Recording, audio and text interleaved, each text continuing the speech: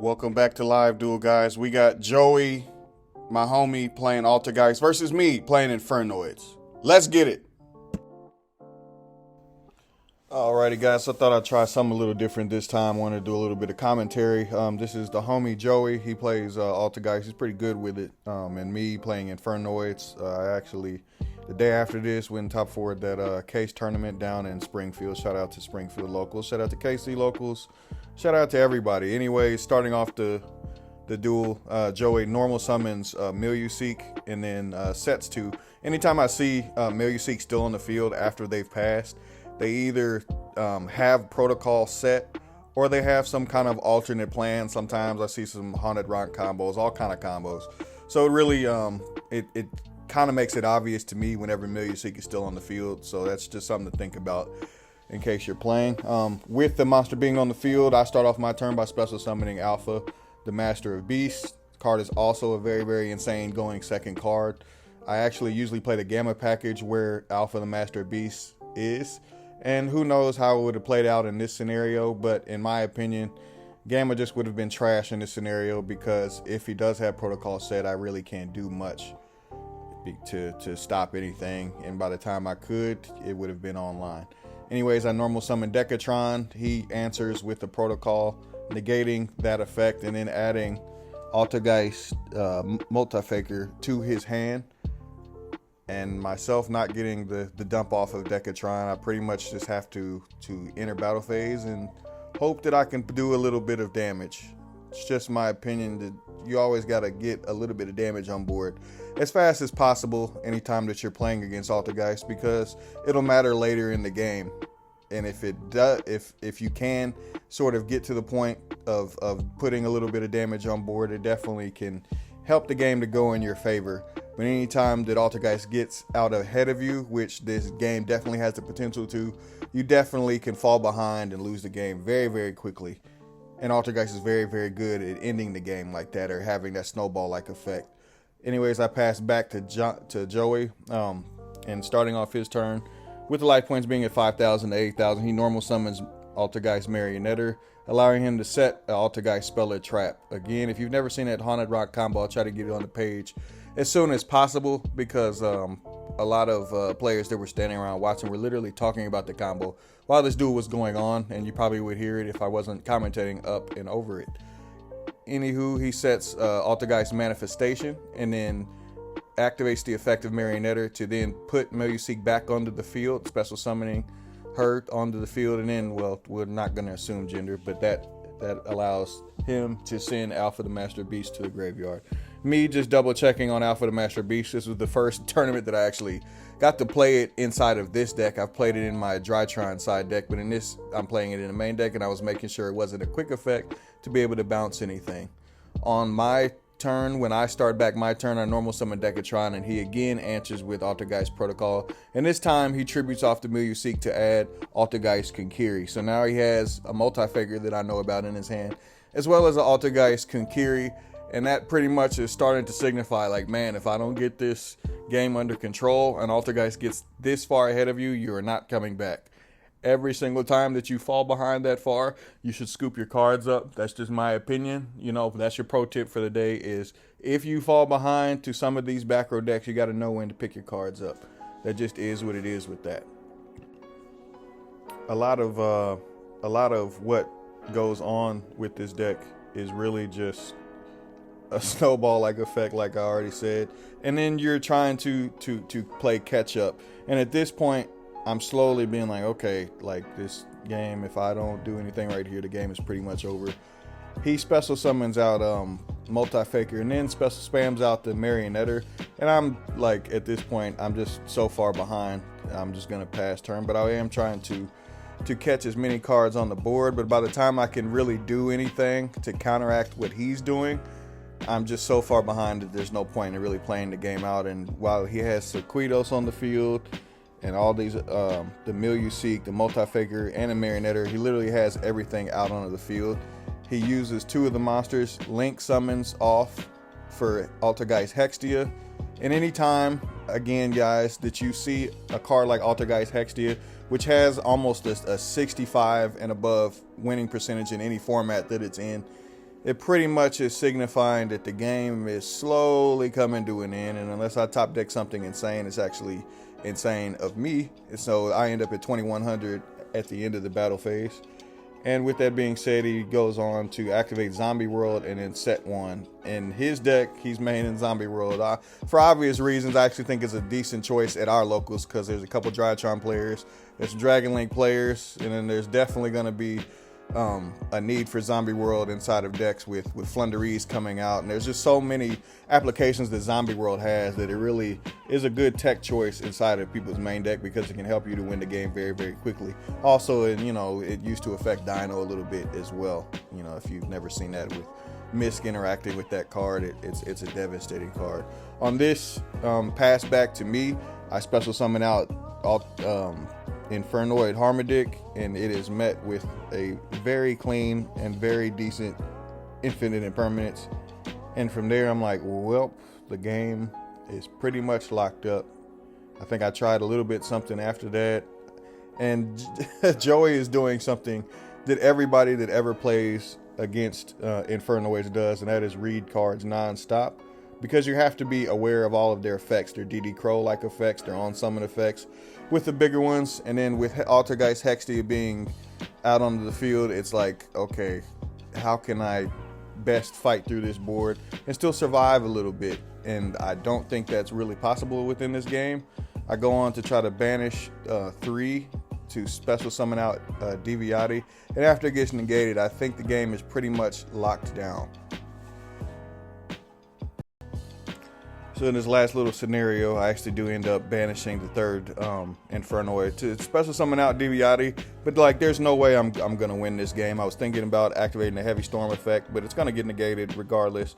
And then I'm thinking about, okay, well, if I sit Deviati on the field and then try to bait something else out, I could negate with, and then I realize, oh, okay, Protocol's on the field. There's no way for me to win this game. And anytime there's hopelessness within a game and you could tell, okay, yeah, I'm behind, and he's gonna keep pressure out on the field, I can't actually negate, so it kind of sticks to the board. There's no point in playing that game out. The game is over. Know when to scoop your cards up. Super scoop up.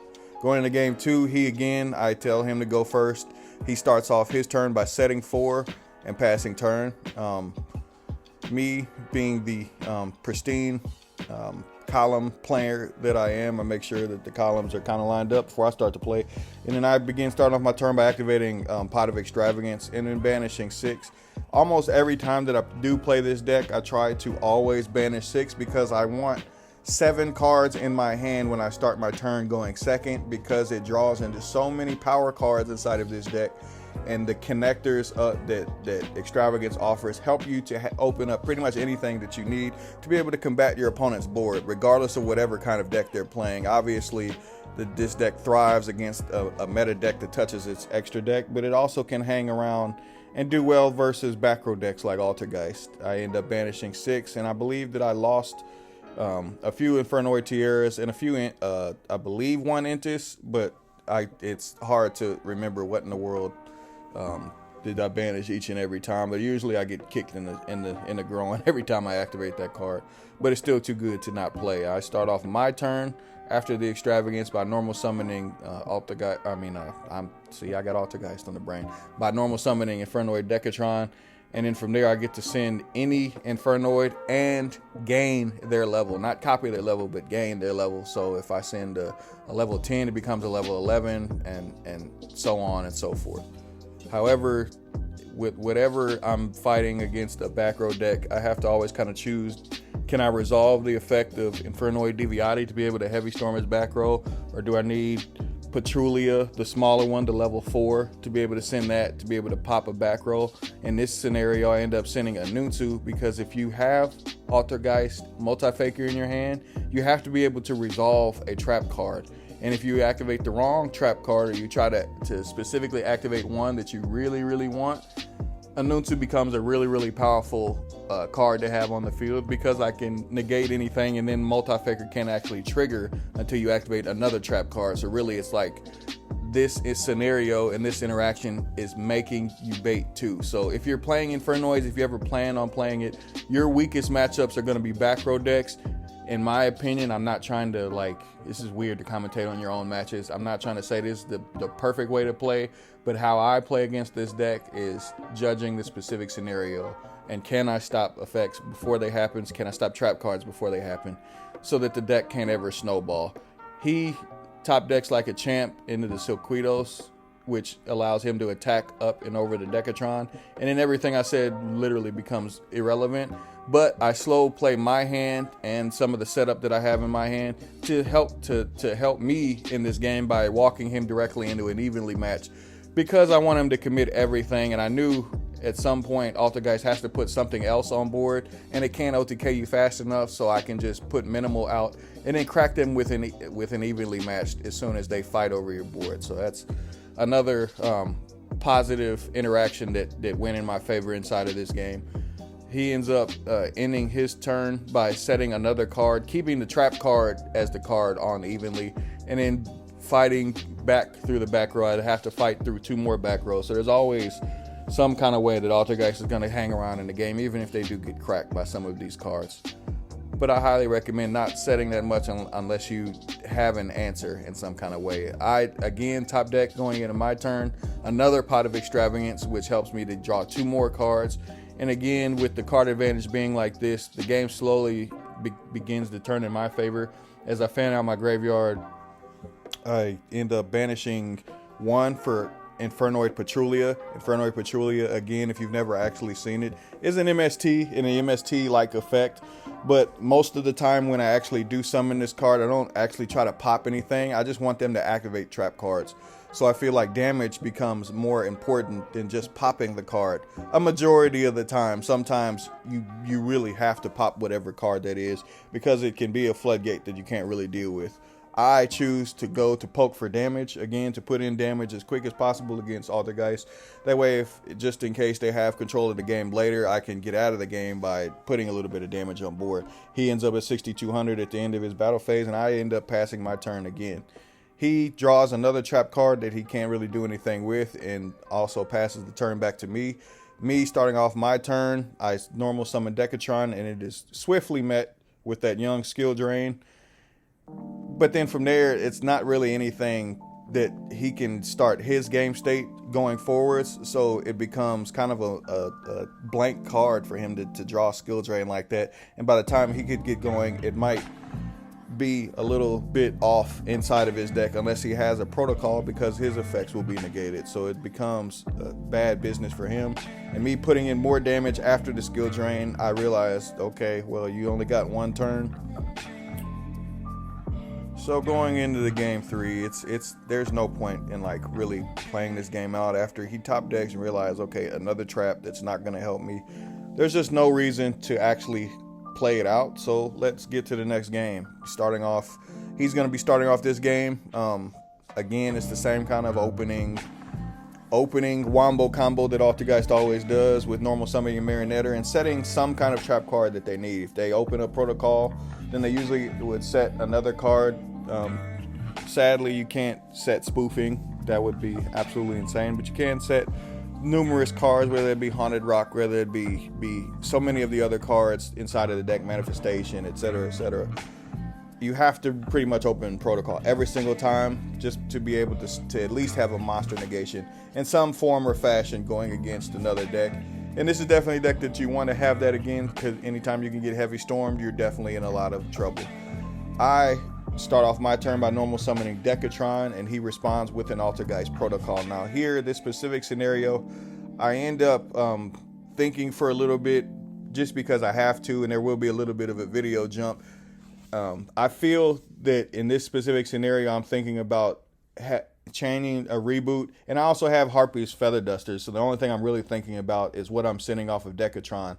I end up actually resolving the Decatron, and I end up sending Infernoid and Nunsu, and in my opinion, Nunsu was correct here, for the simple fact that if he does get to activate Awakening the Dragon once I Harpy's Feather Duster him, I don't want to get cracked in the head by something like a Last Warrior from another planet, because then I'm pretty much screwed. So I want to be able to negate a trap effect, which Infernoid and Nunsu can do, and that is what I'm copying with Decatron. So I end up sending the Nunsu to then do everything that I pretty much said, and that's how you pretty much stay out ahead of Altergeist again. You never want to let those traps get going, because when they do get going, you're definitely in trouble, and it can happen really, really quickly, like any game that happens with Altergeist. The intelligent play sometimes is Infernoid Deviati, but it specifically depends on what kind of back row that they have in front of that. He tries to chain another trap card later in the turn. He had Imperial Iron Wall set, so yeah, it's a pretty good, for our locals, it's a pretty good tech choice to have in your side deck, because there's a lot of people that play a lot of decks that do a lot of banishing, and I definitely am playing one of those decks, and I cannot deal with that card, so I'm like, hell yeah, as soon as I get the chance, I'm going to Harper's Feather Duster you, now that I know you have an insane card back there. And so main phase 2, I poke for 5, and in main phase 2, I activate the Harpy's Feather Duster, and then I hope it can get me somewhere very, very strong in the game, and he can't come back from it. Anyways, in this scenario, the Feather Duster does land. I feel like he kind of got greedy setting that much, but also he did have Imperial Iron Wall, and an Iron Wall does answer evenly matched, which is an interesting card choice, again, for that reason, because it can answer some cards that you really don't think about it actually being there to answer. But Iron Wall is a definitely strong card, but I just happen to open the Reboot and Harpy's Feather Duster, which is a really powerful 2-card combo against a back row deck that can devastate you and take complete control of the game. However, my plan gets a little bit thwarted because Infernoid Decatron is Infernoid Anunsu. I was planning to negate some kind of extravagance or negate some kind of trap card, and again it goes back to me, and he flips over Imperial Iron Wall, which he then has a multi-faker in his hand so he can reveal and then special summon out. So Queidos, so we're right back to square one, where again you're going to have to deal with this board again, and dealing with a Queidos and being unable to banish and playing Infernoids is something really, really strong. But I feel like my hand is so strong that it's not going to matter quite as much as one would think, but it definitely is going to be a little bit of an uphill battle. I'll just say that. So going into my turn, I had to think for a split second just to make sure that all of the interactions within this hand go out pretty much the way that I want to, but I didn't take too long. But I end up special summoning out Alpha Master of Beasts, and then starting off the normal summon phase of my turn, my normal summoning Infernoid Decatron. Decatron is going to be able to send any card again, and in this scenario I can't dump any of the big Infernoids because Imperial Iron Wall is on the field, so therefore anything that I actually want to summon after this I won't be able to, and I'm actually level locked as soon as I send off a Decatron as well. If you've never seen that with Infernoids, you can play up to level 8 and then summon another card. As soon as you have 9 stars on the board, you can no longer summon and you are level locked. So never let an Infernoid cheat you, an Infernoid player cheat you, and then never let yourself cheat when you're playing Infernoids unintentionally. Hopefully you're doing that unintentionally if you actually did. But I end up sending Infernoid Pachulia, and I kind of give him a second to kind of think for a second, and he didn't respond with anything. I thought he was going to Sequitos bounce so that I couldn't actually trigger anything. But that goes with the unfamiliarity of Infernoids. You want to definitely bounce a Decatron when it's a card that can, when it turns into an Infernoid that can deal with your board. And in this specific scenario, I didn't have to banish to be able to activate Infernoid Decatron's effect, who is copying Infernoid Pachulia to be able to pop a Spell Trap. I end up getting to pop Imperial Iron Wall, and then from there I pretty much take control of the game off of that small misplay from Joey, and the game begins to go in my favor, because at that point the Imperial Iron Wall is on the field, and that allows me to go into battle and start taking stuff off the board a little bit. I look at his graveyard for a split second just to make sure that he doesn't have a power trap that can devastate my turn when he can add it back to his hand off of Altergeist Sequitos.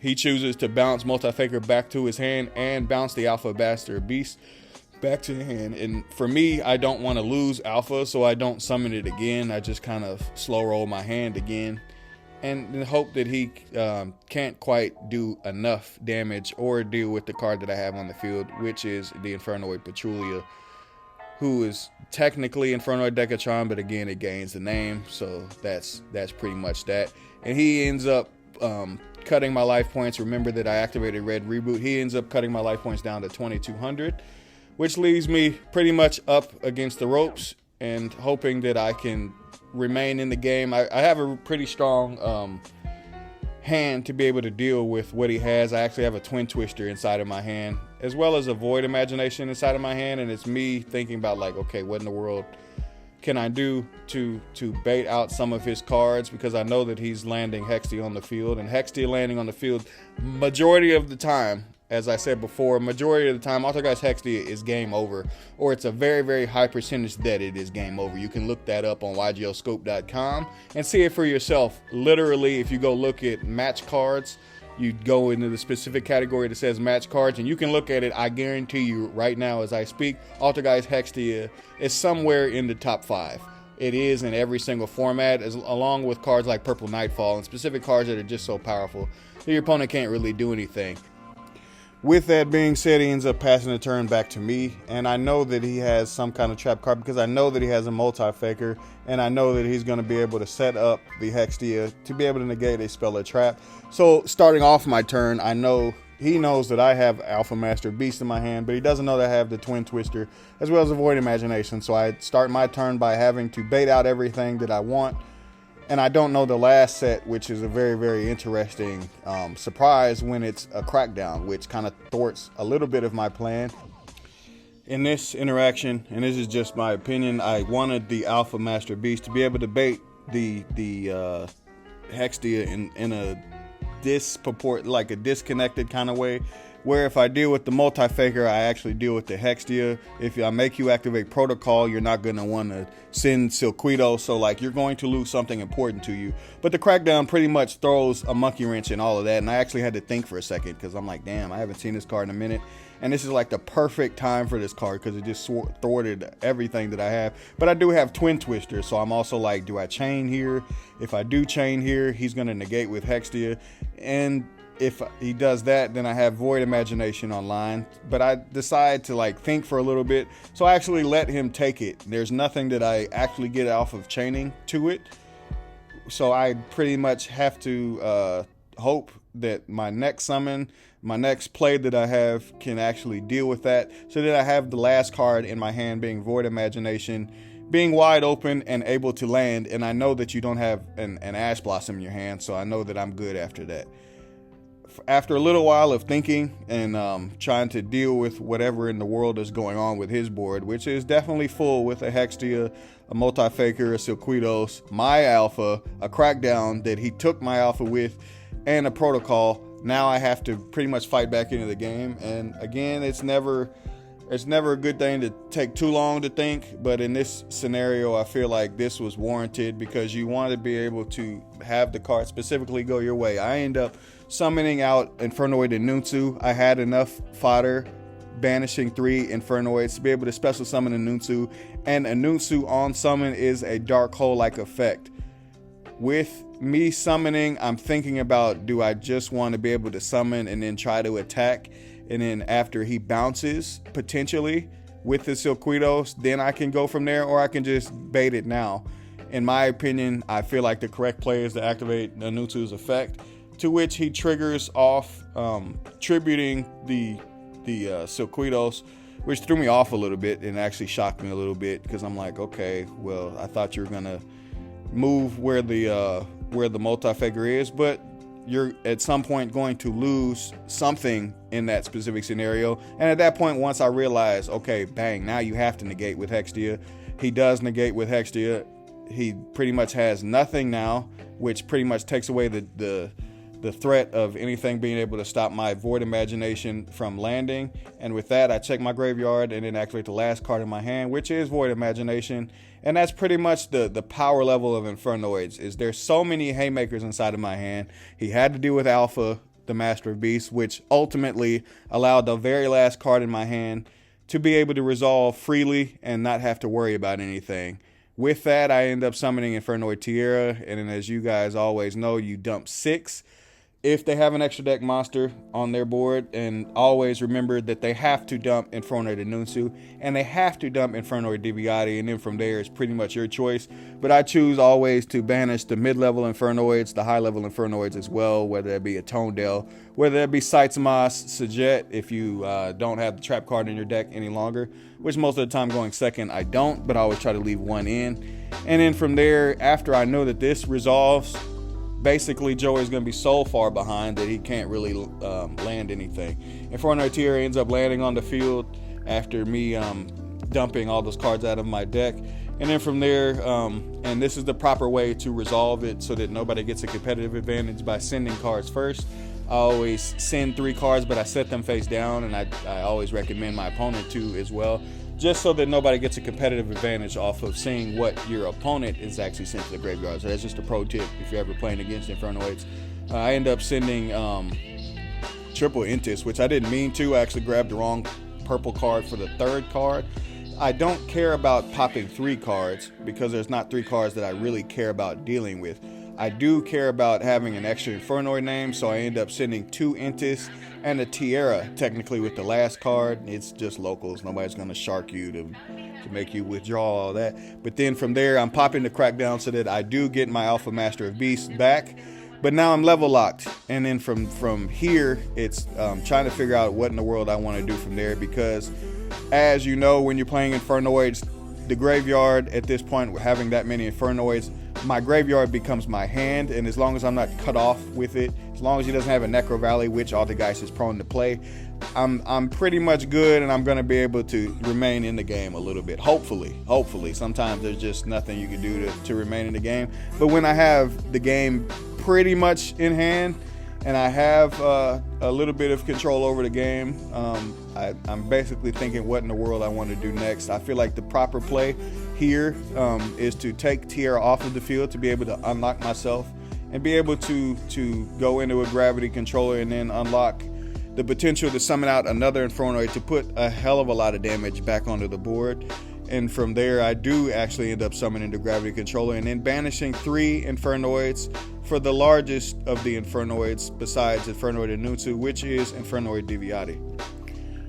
Now, Infernoid Diviati in this scenario is going to wipe out the last of his back row, which is the Altergeist protocol, to basically make it where if you do top deck a Seek, if you do have some kind of monster effect that can deal with what I have going on, it's still not going to matter because I have Diviati and I'm going to be able to negate you coming back into the game. And I know that I've just wiped out a protocol, so you're not going to have anything to really block me from negating your monster effect. So now it becomes detrimental and you're way behind going against me. And then from there, Joey has one more turn really, and he's on a clock to be able to end the game. And at this point, there was a lot of people like standing around watching. And it was a really good game, and I think it was the 4th, or I'm pretty sure it was the 4th round. I don't think it was the last round.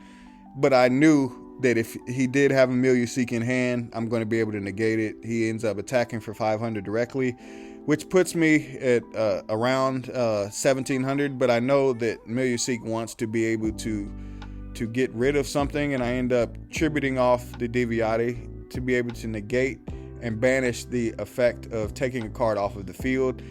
And from there, he only has 1 card set, and he's so far behind in this specific scenario. And I know that the other card isn't going to really do anything, that I pretty much have the game in hand. It's always kind of interesting to see how body language, as I sit up in my chair a little bit, I'm like, let me make sure that I'm not misreading this, and then me try to go for game.